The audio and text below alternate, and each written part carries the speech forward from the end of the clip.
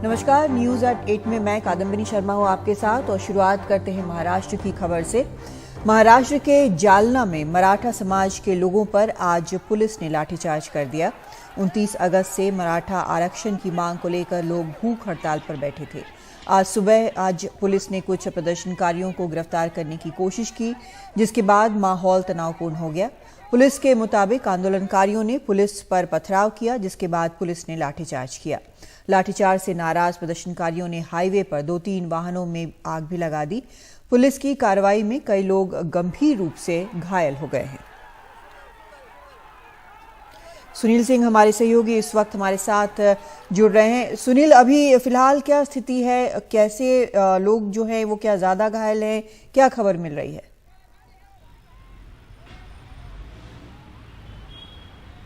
कादम्बिनी, अभी भी इलाके में तनाव बना हुआ है।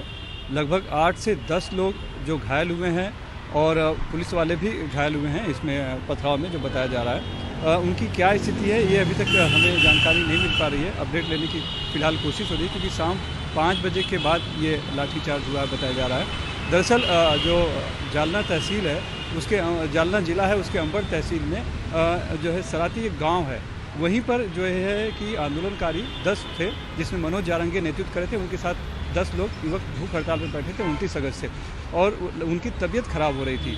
प्रशासन का इस दौरान कहना है, सरकार का जो मुख्यमंत्री एकनाथ शिंदे, उनका जो बयान आया है कि 2 दिन पहले उन्होंने खुद आंदोलनकारी मनोज जारंगे से बात की थी और उससे समझाया था कि तबीयत खराब हो रही है, पहले इलाज करा लो, इस पर हम कुछ न कुछ समस्या का हल निकालेंगे। लेकिन हम जानते हैं कि किस तरह से मराठा आरक्षण का समस्या अदालतों में फंसा हुआ है।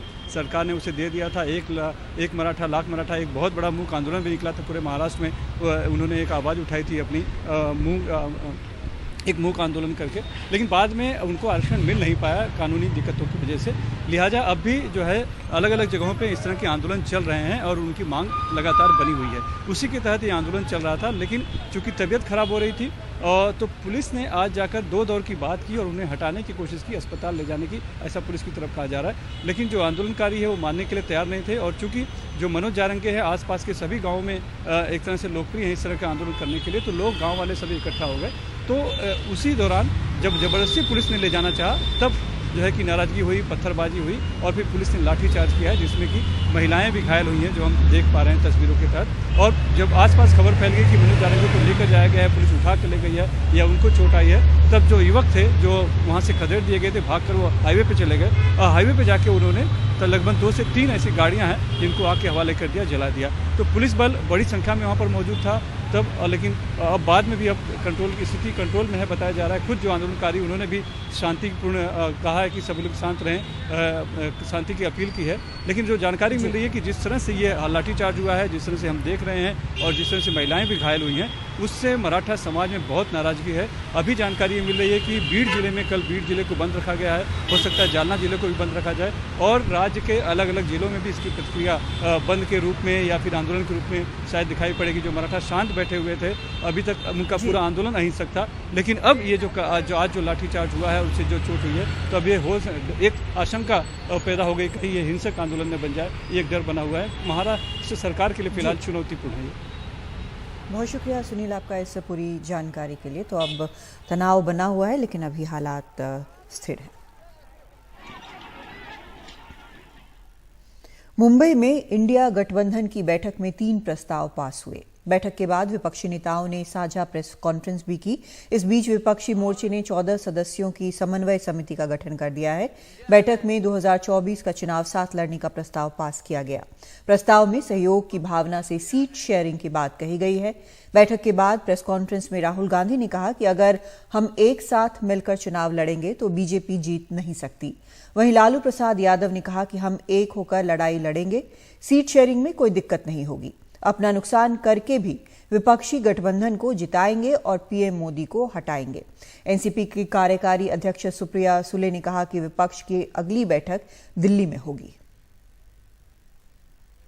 हम सब एक हैं और एक होकर के हम लोग इस लड़ाई को लड़ रहे हैं, और राहुल गांधी जी को भी हम काफी मजबूती के साथ विश्वास हम लोग दिलाते हैं कि हम सब एकजुट हो करके सभी लोगों को एकोमोडेट करके आगे सीट शेयरिंग अब शुरू होगा। सीट शेयरिंग, और सीट शेयरिंग में हम लोग सब लोग सफल होंगे, कोई दिक्कत कठिनाई नहीं होगी, कहीं कोई हर्डल नहीं होगा। अपना कुछ नुकसान करके भी हम लोग इंडिया को, ये संघ है, हम लोग जिताएंगे और मोदी को हटाएंगे और देश को बचाएंगे। अब तो हम यही चाहते हैं कि अब तेजी से काम हो। तो आज ही तय कर लिया है लोगों ने कि अब तेजी से हम लोग अभी से शुरू कर देंगे। अब कोई ठिकाना नहीं है, चुनाव समय के पहले भी हो सकता है, कोई ठीक नहीं है। इसलिए हम लोगों को भी तो अलर्ट रहना न पड़ेगा। इसलिए हम लोग सब इंटरनल बात पूरा कर लिए, यही पूरा बात दिए हैं। और बाकी कई लोगों को अब जिम्मेवारी दे दी गई है, सब तरह का काम करेंगे। इससे ज्यादा अहंकारी सरकार आज तक कभी नहीं हुई, और ये लोग अपने आप को भगवान से भी बड़ा समझने लग गए हैं। और जब कोई आदमी अपने आप को भगवान से बड़ा समझने लगता है तो फिर उसका पतन भी जल्दी होता है। मुझे बेहद खुशी है कि इंडिया अलायंस में सब लोग आपस में जुड़ रहे हैं। एक चीज मैं देख रहा हूं, बहुत बड़ी बड़ी ताकतें, अब सबको लगने लगा है कि ये इंडिया अलायंस मोदी सरकार के आने वाले समय में मोदी सरकार के पतन का कारण बनने वाला है। विपक्षी गठबंधन की बैठक पर बीजेपी प्रवक्ता रविशंकर प्रसाद ने सवाल उठाए। उन्होंने कहा कि इनकी बैठक में विकल्प की तलाश नहीं थी, पीएम मोदी को कौन कितना शापित कर सकता है इसकी प्रतिस्पर्धा थी। कि पूरी कोशिश सिर्फ एक है, नरेंद्र मोदी जी को मन भर गाली पढ़ो, that's all. Their only recurrent theme is abuse Shri Narendra Modi ji as much as possible. तो आज के उनके प्रेस में और आज के उनके टिप्पणियों में विकल्प की तलाश नहीं थी, कौन नरेंद्र मोदी जी को कितना शापित कर सकता है इसकी प्रतिस्पर्धा थी। इतना है तो घमंडी लोग हैं, घमंडी गठबंधन है, अपने घमंड से उठ ही नहीं पा रहे हैं, वो क्या जनता की सेवा करेंगे। अच्छा, लोगों में डिजाइन और रंग के ऊपर ही झगड़ा कर रहे हैं, तो ये तो एक प्रकार से पूरा फेल्ड है। मुझे लगता है एकनाथ राव शिंदे जी ने ठीक कहा, ये इंडिया अलायंस है, ये अंडा अलायंस बन जाएगा। एक देश एक चुनाव पर केंद्र सरकार ने बड़ा कदम उठाया है। सरकार ने पूर्व राष्ट्रपति रामनाथ कोविंद की अध्यक्षता में समिति का गठन कर दिया है, जो इस अहम मुद्दे पर विचार कर अपनी रिपोर्ट देगी। इसे लेकर संसदीय कार्य मंत्री प्रहलाद जोशी ने कहा कि अभी तो समिति बनी है, इतना घबराने की क्या जरूरत है, संसद में इस पर चर्चा होगी। वहीं लोकसभा में नेता विपक्ष अधीर रंजन चौधरी ने कहा कि आखिर अचानक इसकी जरूरत क्यों पड़ गई। शिवसेना उद्धव गुट के नेता संजय राउत ने कहा कि बीजेपी विपक्षी गठबंधन से डरी हुई है, वन नेशन वन इलेक्शन को मुद्दों से ध्यान हटाने के लिए लाया जा रहा है। अभी तो कमेटी रचा है, इतना घबराने का क्या जरूरत है। अभी तो कमेटी रचाया गया है, कमेटी रचाने के बाद इसका कमेटी का रिपोर्ट आएगा, कमेटी का रिपोर्ट पब्लिक डोमेन में चर्चा होगा। अगर पार्लियामेंट में जब आता है, पार्लियामेंट में चर्चा होगा। पार्लियामेंट प्रबुद्ध है, भारत देश का प्रजाप्रभुत्व एकदम मैच्योर्ड है, प्रबुद्ध प्रजाप्रभुत्व है, उसमें चर्चा होगा। इतना घबराने का क्या बात है। इससे एक बात तो साफ है कि आज इंडिया अलायंस की बैठक हो रही है तो सरकार की बौखलाहट बढ़ गई है, सरकार पैनिक मोड में चली गई है और ध्यान बटाने के लिए ये कुछ चीज़ें हो रही है। मेरा जहाँ तक के मानना है कि सरकार को जब भी चाहे चुनाव करवाने का अधिकार है। एक देश एक चुनाव का विचार कोई नया नहीं है, पहले भी एक साथ कई चुनाव हो चुके हैं। इस पर ज्यादा जानकारी दे रही हैं मेघा प्रसाद। एक देश एक चुनाव, ये कोई नया विचार नहीं है, बल्कि ये हमारे संविधान जितना ही पुराना विचार है। 1950 में संविधान लागू होने के बाद 1951 से 1967 तक लोकसभा और विधानसभाओं के चुनाव हर 5 साल के बाद साथ ही में होते रहे। 1952, 1957, 1962 और 1967 में देश में केंद्र और राज्य के चुनाव साथ साथ हुए। कुछ नए राज्य बने और कुछ पुराने राज्यों के पुनर्गठन के बाद साथ चुनाव की प्रक्रिया जारी नहीं रह सकी। 1968 और 69 में कुछ विधानसभाओं के भंग होने के बाद ये सिलसिला थम गया। 1983 में चुनाव आयोग की सालाना रिपोर्ट में एक साथ चुनाव कराने का विचार फिर से रखा गया। बाद में 1999 में विधि आयोग की रिपोर्ट में भी इसका उल्लेख था। 2014 में सत्ता में आने के बाद प्रधानमंत्री नरेंद्र मोदी की सरकार ने एक बार फिर एक देश एक चुनाव की पुरजोर वकालत की। सरकार ने कई मौके पर इसे लागू करने के लिए अपनी मंशा भी जाहिर की। 2018 में विधि आयोग ने एक साथ चुनाव कराने का समर्थन करते हुए एक मसौदा रिपोर्ट पेश भी किया। आयोग ने चुनाव कानून और उससे जुड़ी धारणाओं में बदलाव की सिफारिश की और कानूनी और संवैधानिक बाधाओं का भी जायजा लिया। विधि आयोग के मुताबिक एक साथ चुनाव संविधान में उचित संशोधन के बाद ही करवाए जा सकते हैं। इसमें यह भी कहा गया है कि कम से कम आधे राज्यों को संविधान में संशोधन करने का अनुमोदन करना होगा।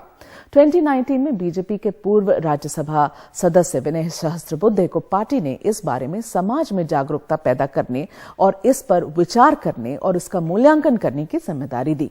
इस मुद्दे पर 2 दिन का एक सेमिनार भी आयोजन किया गया और इसके बारे में एक रिपोर्ट प्रधानमंत्री को भी पेश की गई।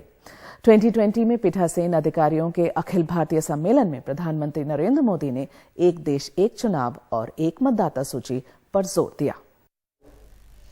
मणिपुर से एक बार फिर ताजा हिंसा की घटनाएं सामने आई हैं। विष्णुपुर और चूड़ाचांदपुर में फिर फायरिंग की घटनाएं हुई। पिछले 3 दिनों में 8 लोगों की मौत हो चुकी है। 20 से ज्यादा लोग घायल हुए हैं। इनमें सुरक्षा बलों के जवान भी शामिल हैं। 29 अगस्त से चूड़ाचांदपुर और बिष्णुपुर जिले के बॉर्डर पर जबरदस्त फायरिंग हुई है। असम राइफल्स के डायरेक्टर जनरल के मुताबिक मणिपुर में ऐसे हालात पहले कभी नहीं रहे।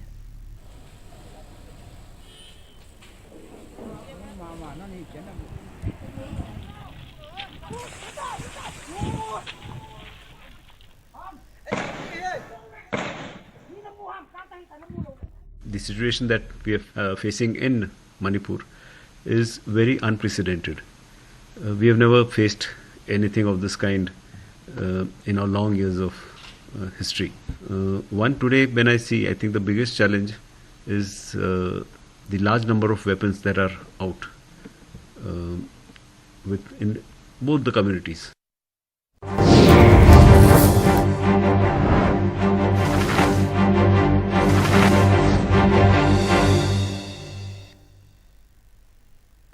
अदानी समूह ने organised crime and corruption reporting project OCCRP की तरफ से लगाए गए आरोपों को स्पष्ट रूप से खारिज किया है। इसके बाद शेयर बाजार ने भी इन आरोपों से किनारा कर लिया और शुक्रवार को अदानी समूह की कंपनियों के ज्यादातर शेयर तेजी के साथ बंद हुए। सुबह शेयर बाजार मामूली बढ़त के साथ खुले थे, लेकिन बाद में बाजार ने रफ्तार पकड़ी। बाजार की रफ्तार के साथ अदानी समूह की कंपनियों के ज्यादातर शेयरों में भी मांग देखने को मिली। इसी मांग के चलते अदानी समूह की कंपनियों के शेयर तेजी में रहे और तेजी के साथ ही बंद हुए।